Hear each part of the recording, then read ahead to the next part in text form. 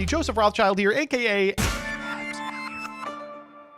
And we are back with another Twitter thread. Today I'm talking about YCSs. And why am I talking about YCSs? Well, the YCS in Las Vegas was fine, but nothing to write home about. A little bit of mismanagement here, a little bit of delayed rounds there, inability to ever see the clock no matter where you sat, made this event a bust for a lot of people. So today I wanted to know what your least favorite YCSs ever were. And I'm going to begin with one of my least favorite, YCS Philly, where they dropped the ban list round 2. It was cool, but it did pretty much ruin everyone's round 2. Let's see what you all came up with. But first, this video is sponsored by Babbel. When I went across the border for YCS Cancun, I knew I was in for a rude awakening. As a stupid American, I speak one language, and as anyone who's ever seen me summon Recital Starling can tell you, I don't speak it very well. As a result, I had my share of moments where I tried to navigate a board state by saying, "Donde está la Fenrir?" Don't make my mistake. Whether you're prepping for another nation's YCS or just want to improve your language skills, Babbel is the language app for you. Babbel is a language learning application scientifically proven to help you start speaking a new language in just 3 weeks. Their personalized plans help individuals at all skill levels develop language skills or hone existing ones, and they work with any time budget. Yes, even those of you who've only got 5 minutes a day to learn. What, you got 40 minutes for progression series? Can't manage 5 for Spanish? Their lessons are designed by real language teachers, and if you don't like your experience, they've got a 20-day money-back guarantee. I'll be using this application during the upcoming YCS season. I want to start going to Central and South American YCSs and European ones, if they ever announce one. Ideally, I'd like to be able to communicate with my opponent past no habla. If you'd like to take this language journey with me, check out my link in the description. It'll get you up to 60% off of a lifetime subscription. If I see you with a playset of Bonfire and no ability to speak another language, I'm judging you. Niagara Falls, I think this one may come up a number of times. No live stream coverage. Side deck not running it, so pairings were slow as shit. No side events day 1. No accepting of credit cards for side event payment. No USD to CAD conversions for side events. You had to spend 1 for 1. I spent $500 for this event. Sorry to hear that, Dyer. I had a good time at this YCS, but mostly because I dropped pretty early day 1 and got to see the entirety of Niagara Falls. Beautiful, beautiful place. The event itself was made even worse by the fact that the convention space was sequestered into about a third of the total space. There were like 900 people shuffled into a room no larger than the average Manhattan apartment. The funniest part of this event for me was that I had signed up a little later than I was supposed to, and as a result had to spend like 6 hours in a line outside the venue, hoping that I would lottery my way into getting to play. I did, and then scrubbed out. Scarlon says, I've only been to 3 tier 3 events, but I think YCS London's first round does rank pretty high up there in absolute travesties. So for those of you that are unfamiliar, YCS London, the 250th, the first round was on the app, and some people just didn't get a pairing. And after about 40 minutes of waiting, they just had to fire the round. And so they started it with a bunch of people still in line, including me. And we were like scrambling around. They were giving people like 30-minute extensions. Many people did get a match loss for a lack of a round 1 opponent. It was just miserable. CG Alex says, WCQ 2020 has got to be the absolute worst experience of my life. That's correct.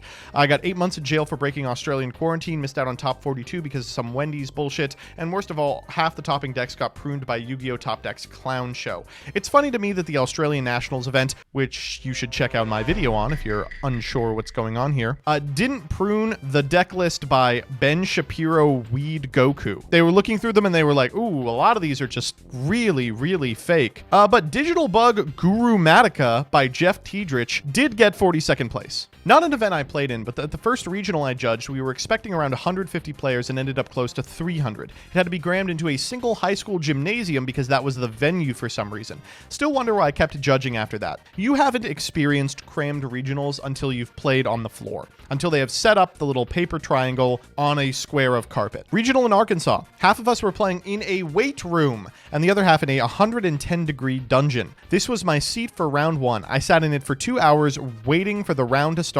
A literal lifting bench. That is so fucking funny. Bro, just let me know when you get through your combo. I gotta get these gains. My first regional was in Wichita, Kansas in November of 2022. I love Kansas Yu-Gi-Oh! Players. Anyone who plays in the Midwest knows that Kansas regionals are a special brand. The TO was renovating at the time, so there was no heat. The venue, which was supposed to hold 150, could barely hold 50, but 150 showed up. The TO tried to supply his own judges, and then got angry when we were loud. Dropping the Ishizu cards the day before Pasadena was unbearable. Okay, in the defense of the people who did this, we all knew that they were coming out on that day, but it really sucked to be like, oh, you're gonna have the most fun day ever at the vendors. Oceanic WCQ 2013. Oh, good, we have an old one. Was it the fact that it was a 2-deck format? No. The fact that both decks were $1,000 each? No. It was the fact that the TO had to fit the entire WCQ in one day, so cut the swish portion short by 1 round. If you were X11, you could miss top 16. OCE events are unbelievable. Went to YCS Charlotte out of lockdown with my dad. Same venue as a LEGO convention, so I expected they would have basic stuff like water. Apparently people just leave bulk from box openings and sleeves on the tables. People pressure trades off literal children. Illegal non-vendor trades. People playing Commander in the back corner. Bought Rise of the Mega Monarch for $80. This YCS shit, no joke. This is every YCS I've ever been to. That is a par for the course YCS. Lost my grandpa's soul at this one. Aw, that sucks, buddy. Drove 45 minutes to a GA regional. Almost got T-boned by a driver. Couldn't eat for 5 rounds straight. All to get knocked out by Dark World hand rip because I didn't draw Droll in 2 games. Fun.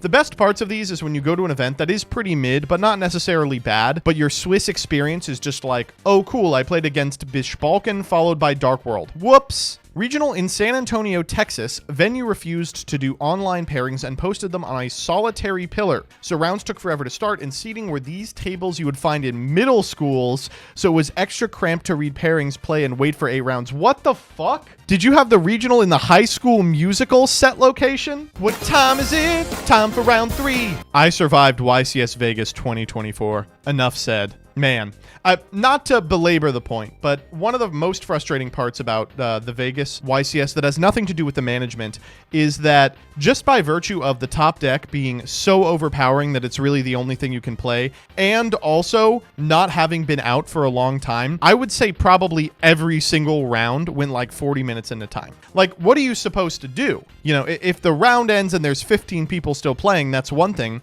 But if the round ends and 90% of the field is still in game, you know you're going to be there for a while. PA Regional in February 2023. 75 people over fire code. Tables were reused from a Chinese buffet, were far too small. Legit had to fold your mats 25% to fit 4 in a booth. 2 hours late. Bathrooms were flooded. Closest alternative was a 15-minute walk. That is every single PA Regional I've ever been to. I don't think I've ever had one that was at capacity. I do like the concept that they were like kicking the inexplicable kid on an iPad out of the Chinese restaurant like, hey buddy, we need this chair. Lugging it over their shoulder and hightailing it to a convention center. No, the store was a barely converted Chinese buffet. Oh, I see how that happened. I don't see how it was selected as a regional location. They put product in the buffet serving line? No shot. $9.99 for a plate.